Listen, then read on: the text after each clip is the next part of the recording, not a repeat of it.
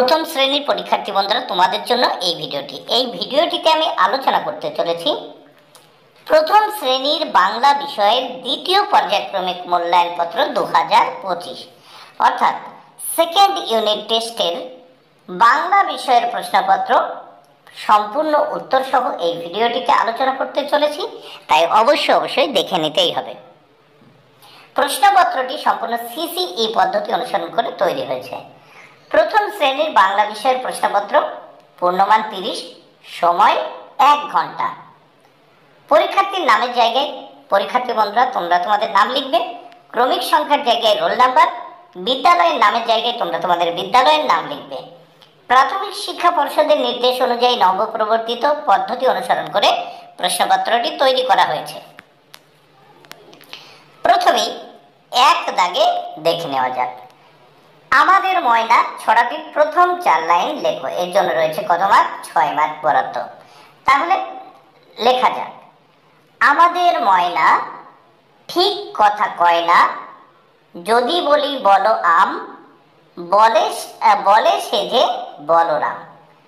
তাহলে এই 4টে লাইন লিখতে পারলে তোমরা 6 মার্ক পেয়ে যাবে। তাহলে কি, আমাদের ময়না ঠিক কথা কয় না, যদি বলি বলো আম, বলে সেজে বলরাম।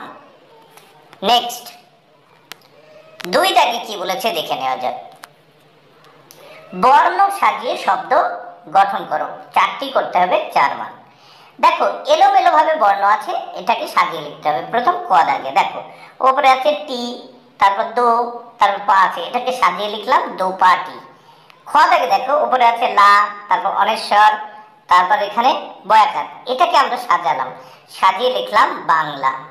গ দাগে আছে দেখো প্রথম সি, তারপর ল, তারপর তু, এটাকে লিখলাম সাজিয়ে তুলসী।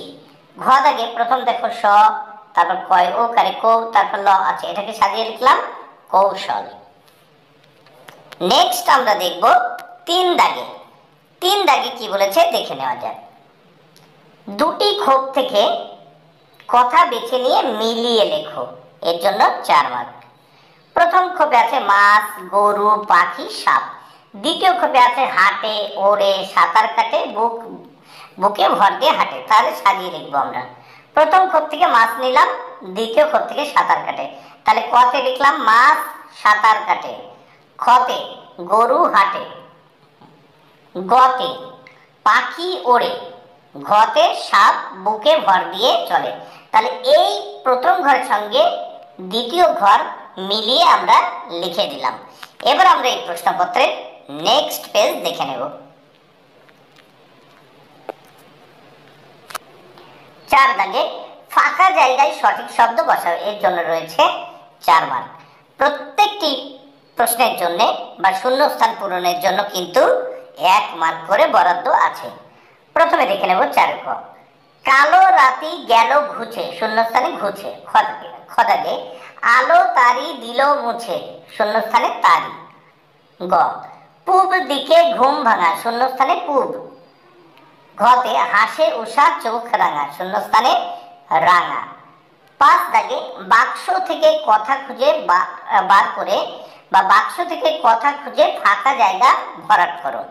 বাক্সের ভিতর দেখে নেব কি কি কথা আছে। এর জন্য কিন্তু 4 মার্ক বরাদ্দ। বাক্সের ভিতর আছে চকচক, ঝমঝম, মিটমিট, ঢং ঢং। তাহলে আমরা প্রথমে দেখে নেব ঝমঝম করে জল পড়ছে। তাহলে ঝমঝম করে জল পড়ছে, শূন্যস্থানে ঝমঝম। ঘড়িতে দেখো ঘড়িতে ঢং ঢং করে 8টা বাজলো, তাহলে শূন্যস্থানে ঢং ঢং। গ পিতলের ঘটি মাজার পর চকচক করছে, তাহলে শূন্যস্থানে চকচক। ঘ দাগে বক মিট মিট করে চায়, বক কেমন করে চায়? মিট মিট করে চায়। নেক্সট আমরা দেখব 6 দাগে। 6 দাগে কি বলেছে দেখে নেওয়া যাক। সঠিক শব্দের মাথায় টিক চিহ্ন দাও। এর জন্য রয়েছে 4 মার্ক বরাদ্দ, প্রত্যেকটির জন্য 1 মার্ক করে বরাদ্দ। 6 ক রাম বনে ফুল পাড়ে, তাহলে উত্তর হবে ফুল। খ গায়ে তার লাল শাল, তাহলে লাল। গ হাতে তার সাজি, উত্তর। ঘ জবা ফুল তোলে, তাহলে শূন্যস্থানে এই উত্তর হবে জবা ফুল। দেখো প্রত্যেকটি সঠিক উত্তর আমরা কিন্তু লাল বক্সের মধ্যে রেখেছি। নেক্সট আমরা 7 দাগের প্রশ্ন ও তার উত্তর দেখে নেব।